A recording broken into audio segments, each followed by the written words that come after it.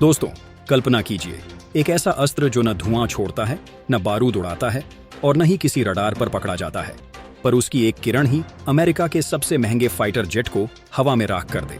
उसकी एक तरंग चीन के सैटेलाइट्स को अंतरिक्ष में ही ठप कर दे और उसकी एक लहर दुश्मन के पूरे लेजर डिफेंस नेटवर्क को कुछ ही सेकंड्स में जलाकर खत्म कर दे।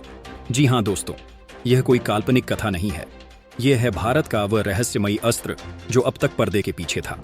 नाम है काली 10,000। काली यानी किलो एम्पियर लीनियर इंजेक्टर। यह कोई आम लेजर या मिसाइल सिस्टम नहीं है। यह है वह रहस्यमयी हथियार जिसे भारतीय वैज्ञानिक दशकों से गुप्त रूप से विकसित कर रहे थे। पहले आया काली 500, जिसने दुश्मन के ड्रोन और मिसाइलों के सर्किट को फेल करना सिखाया। फिर आया काली 5000 जो हवा में उड़ती किसी भी वस्तु को इलेक्ट्रॉनिक रूप से पंगु बना सकता था। और अब आया है काली 10,000 जो केवल भारत का ही नहीं, पूरी दुनिया का सबसे घातक डायरेक्टेड एनर्जी वेपन है। काली 10,000 की सबसे बड़ी ताकत है इसकी अदृश्यता और सटीकता। अमेरिका का लेजर डिफेंस सिस्टम चाहे कितने भी अरब डॉलर का हो, वह महज एक दिशा में आने वाली मिसाइलों को रोकने में सक्षम है। लेकिन काली 10,000 की किरणें केवल मिसाइल नहीं रोकती, बल्कि दुश्मन के पूरे कमांड सेंटर को पलक झपकते ही बंद कर देती हैं।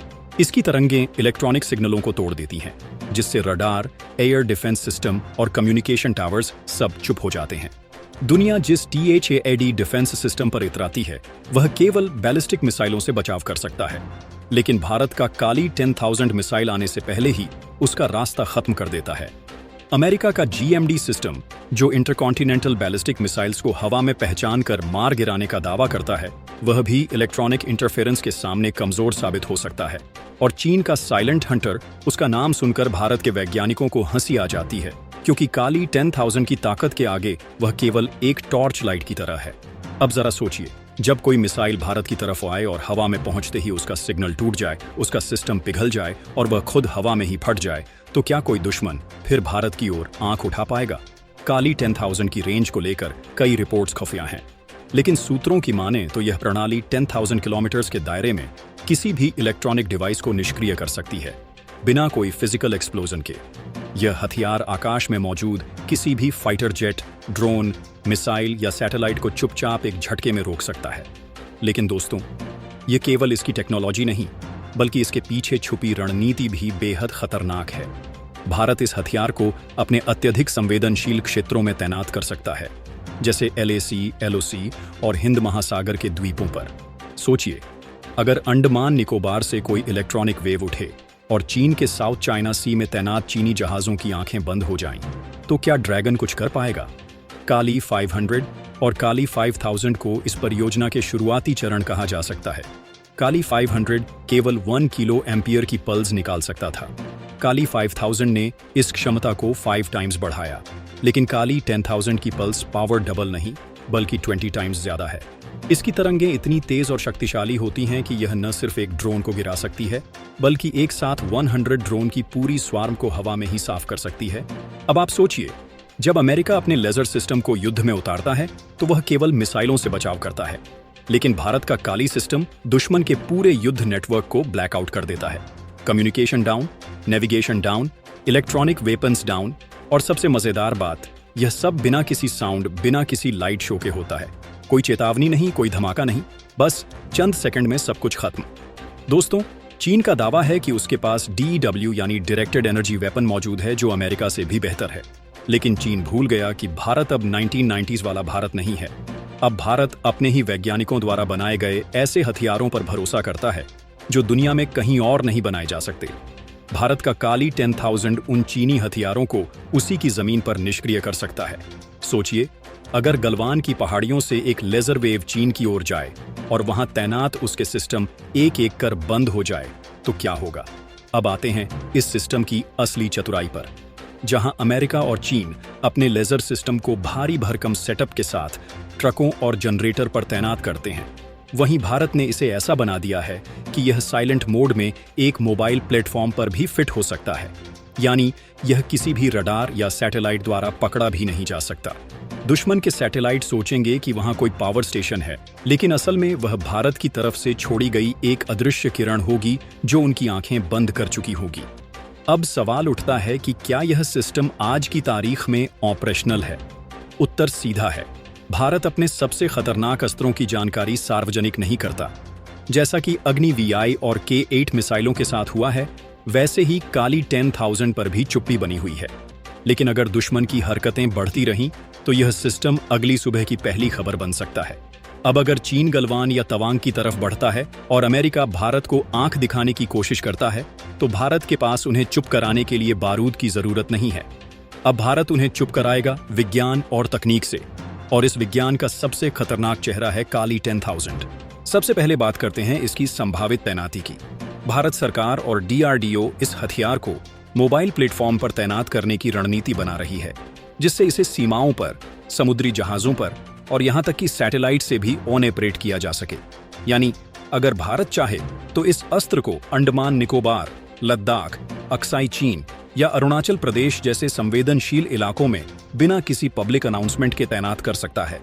और जब दुश्मन किसी हमले की योजना बनाए, तब उन्हें पता ही न चले कि उनका सिग्नल कैसे कट गया, ड्रोन कैसे गिर गया और जेट का इंजन कैसे फेल हो गया। अब जरा कल्पना कीजिए, समुद्र में भारतीय नौसेना का एक आधुनिक युद्धपोत खड़ा हो जिस पर काली 10,000 की तकनीक लगी हो।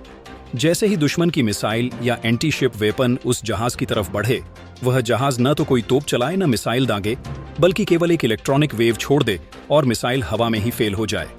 ऐसा हथियार आज अमेरिका के पास भी नहीं है, क्योंकि अमेरिका की डायरेक्टेड एनर्जी टेक्नोलॉजी अभी भी फिक्स्ड प्लेटफॉर्म और सीमित रेंज तक ही सीमित है।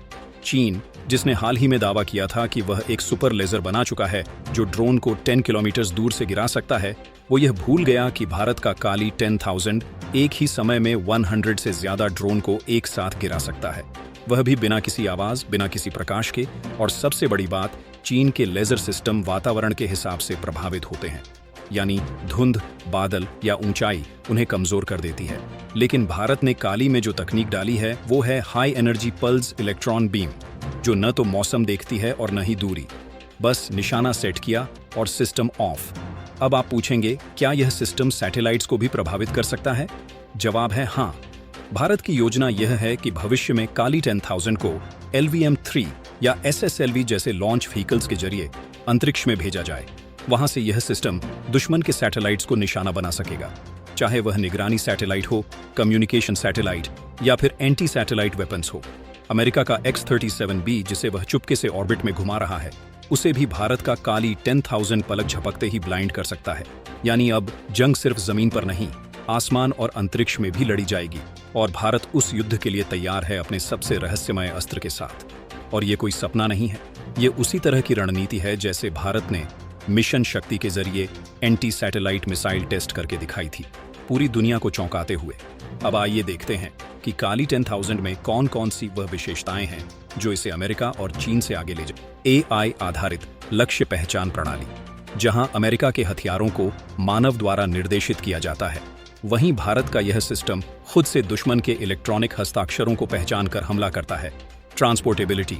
अमेरिका और चीन के लेजर सिस्टम भारी भरकम, जटिल और रडार पर साफ नजर आने वाले हैं, लेकिन काली 10,000 एक साधारण कंटेनर ट्रक में भी समा सकता है और इसे अचानक किसी भी इलाके में एक्टिव किया जा सकता है।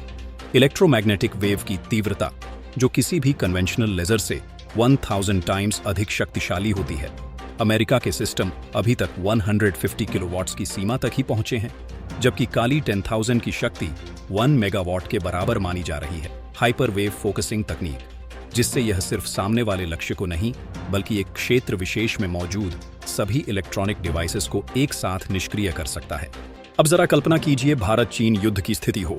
चीन ने अपने HQ-9, 18 और red arrow missile defence system को तैनात कर दिया हो, लेकिन जैसे ही वह भारत की तरफ कोई मिसाइल लॉन्च करता है, उसका कंट्रोल सिस्टम फेल हो जाए, उसके रडार ब्लाइंड हो जाए और उसका कम्युनिकेशन नेटवर्क कुछ ही सेकंड में ऑनलाइन हो जाए, तब चीन क्या करेगा? वह समझ भी नहीं पाएगा कि हमला हुआ भी है या नहीं।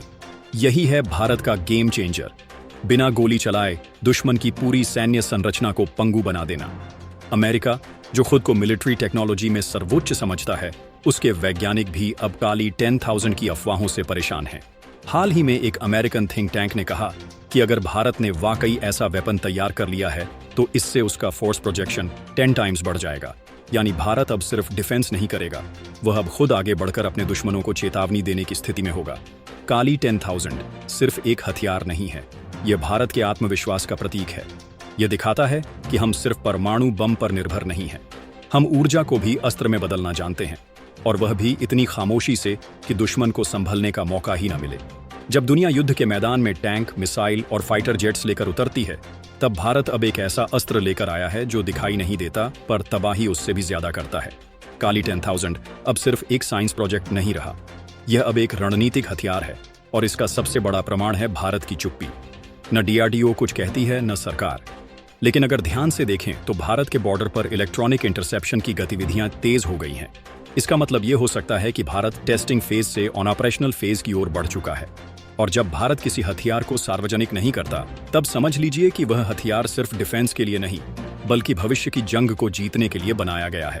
तो दोस्तों, अगली बार जब आप सुने कि चीन ने नया लेजर हथियार बनाया है या फिर अमेरिका ने नई मिसाइल लॉन्च की है, तो याद रखिए, भारत का जवाब शोर नहीं करेगा। भारत का जवाब होगा शांत, अदृश्य और घातक, और उस जवाब का नाम है काली 10,000।